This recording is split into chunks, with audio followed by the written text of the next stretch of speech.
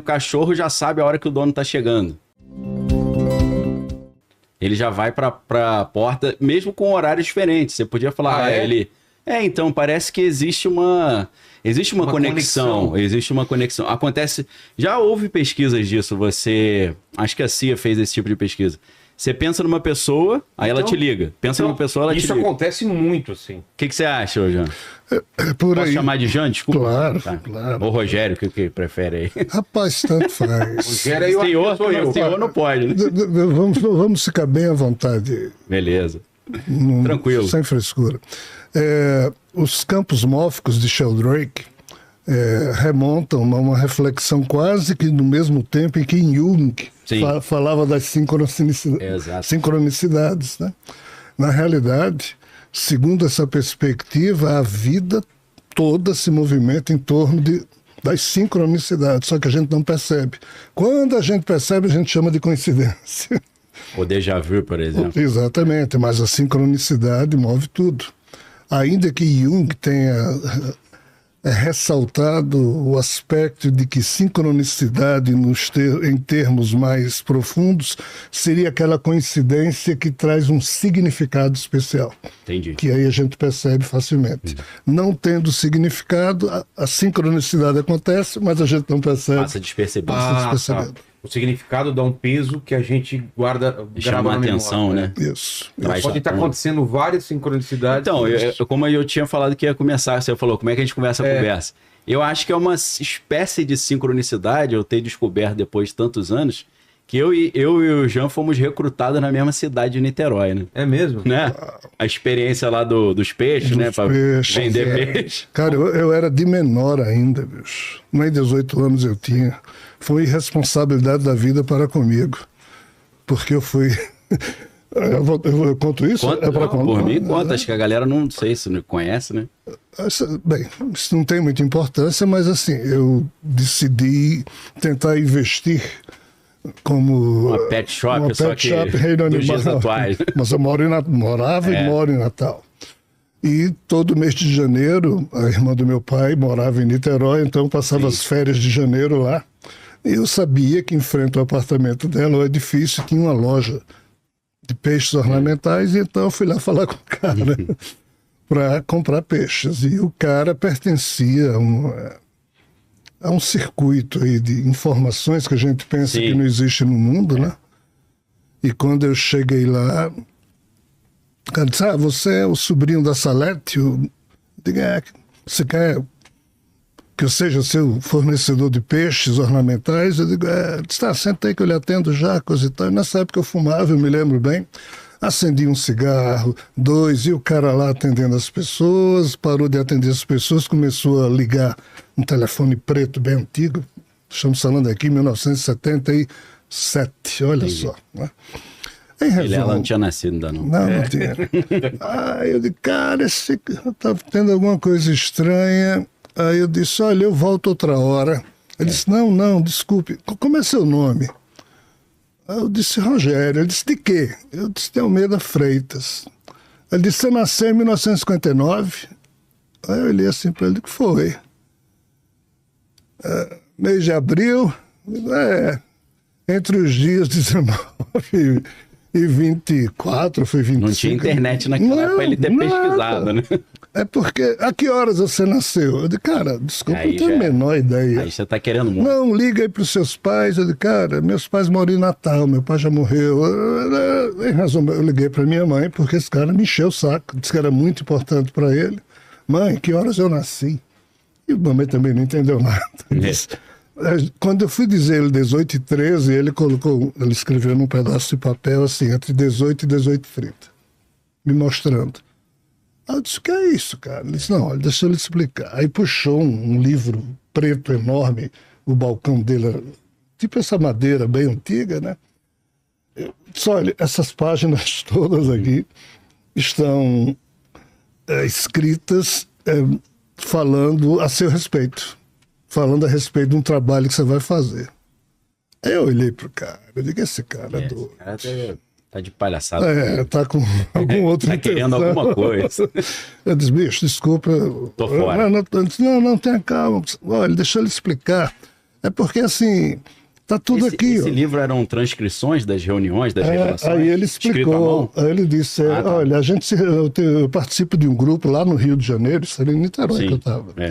E são pessoas, entre aspas, famosas da sociedade, não querem aparecer, esse grupo é fechado. E há 5 anos atrás, um tal de senhor Krishna, ele disse desse jeito, incorporou no médium, que você vai conhecer daqui a pouco, porque eu estava ligando para todos eles, para eles virem para cá, por isso que eu demorei a acionando atender. a equipe lá, né? E eu fiquei assim, ele disse, olha, o tal do senhor Krishna foi que nos disse isso aqui tudo a respeito de alguém que estaria envolvido com a terceira onda. E eu dizia, eu não vim pegar surf, cara, eu só vim comprar peixe. Trouxe prancha, como é que eu vou pegar essa onda? Em resumo, disse, não, mas o problema é o seguinte, é porque ontem à noite, a gente tem uma reunião semanal, e ontem à noite, na reunião, fazia uns 5 anos que esse ser não aparecia, ele apareceu, incorporou no médio e disse, olha, vocês vão se encontrar com o personagem que eu descrevi aqui para vocês amanhã, ou seja, no dia. Aí ele disse, se você chega aqui, então assim, eu estou só lhe contando essa história para você entender. Eu disse, entender o quê? Ele disse que você é essa pessoa aqui, que você vai ter que fazer isso aqui. Eu vou ter que fazer o quê? Ele disse, olha, onda de esclarecimento, blá, blá, blá. Em resumo, essa história. Entendi. Eu saí mais assustado do que... Sei lá, foi muito estranho. Essa história consta em algum dos seus livros? Não, eu nunca contei isso. Eu contei isso já em um outro podcast que alguém pergunta como é que diabos eu me envolvi com isso. Esse foi o primeiro susto que eu tomei aos 17 anos. Entendi. Foi assim. Mas dali você chegou a se envolver com algum tipo de religião, grupo? Esse grupo o senhor chegou a frequentar? Nunca me encontrei de novo com esse vendedor de peixes. O nome dele eu não me recordo qual é, mas assim...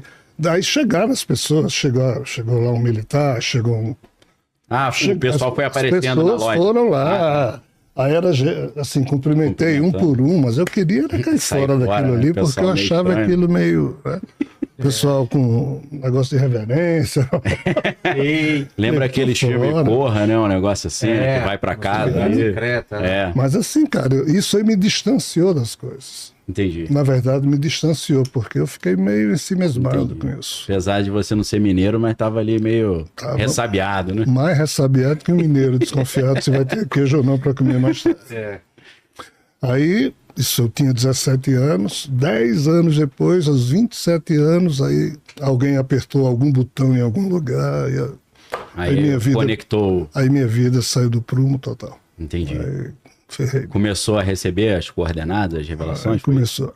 Mas era por visões, revelações, vias, entidades? Cara, eu tinha um amigo que me enchia o saco para ir para a reunião espírita. E eu morria de medo.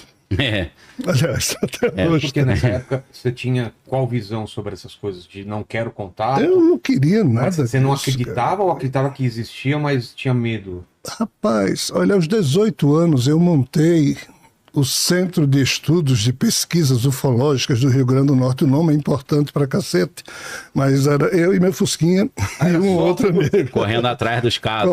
Eu gostava de estudar casuística e não de me envolver mentalmente. Mas entrevistar as pessoas? Mas fazia uma pesquisa de campo ali também. Fazia, eu gastava meu dinheiro todo, eu era professor na época. Professor em que área? De inglês. Inglês, legal. Cursos de pré-vestibular e na Sociedade Cultural Brasil e Estados Unidos. Entendi. Que na época existia lá, Esquebeu o nome.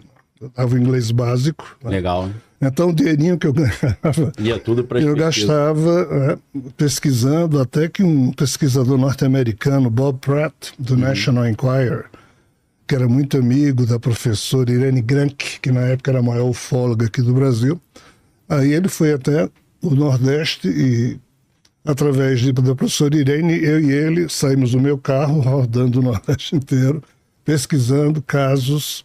Depois ele publicou um livro chamado UFO Danger Zone, lá nos Estados Unidos. Ele cita os trabalhos da gente, cita meu nome lá, blá, blá, blá. Ou seja, na época, eu era alguém extremamente curioso, como ainda sou, tentando entender as coisas.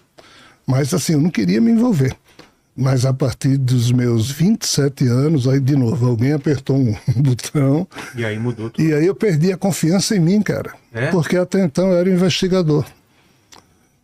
Quando eu percebi que eu estava começando, entre aspas, ir além dessa realidade, no sentido de perceber e entender algumas coisas, sem que isso fosse produto da minha vontade, eu perdi, ou seja, eu era um investigador que perdeu a confiança em si mesmo. Eu digo, tem alguma coisa estranha aqui. Até hoje eu digo isso para mim. Então, assim, eu parei com minha carreira de investigação na hora em que eu não pude mais ter segurança de que eu estava agindo por mim mesmo.